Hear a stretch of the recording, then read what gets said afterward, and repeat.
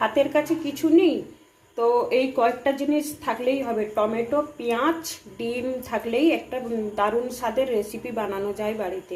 এটা ভাত, রুটি, পরোটার সঙ্গে খাওয়া যায়, খেতে দুর্দান্ত লাগে। তাই আমি পেঁয়াজ 500 গ্রাম কেটে নিয়েছি, টমেটো 500 নিয়েছি, 3খানা ডিম নিয়ে নিয়েছি, 2টো ম্যাগি মশলার পাউচ নিয়ে নিয়েছি, ফোড়নের জন্য জিরে, 2টো শুকনো লঙ্কা, 1 পিস তেজপাতাও নিয়েছি।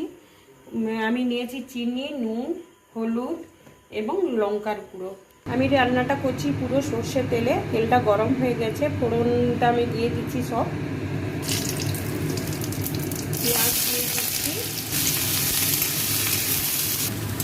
পেঁয়াজের কালারটা বাদামি হয়ে গেছে, এবার আমি টমেটো দিয়ে দিচ্ছি। পরিমাণ মতো নুন দিচ্ছি, হলুদ দিচ্ছি।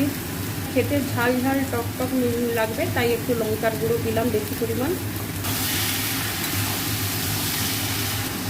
এখন ডিম দিয়ে দিচ্ছি।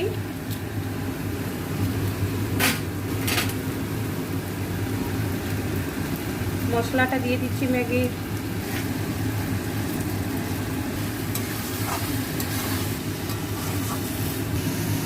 এক চামচ চিনি দিচ্ছি।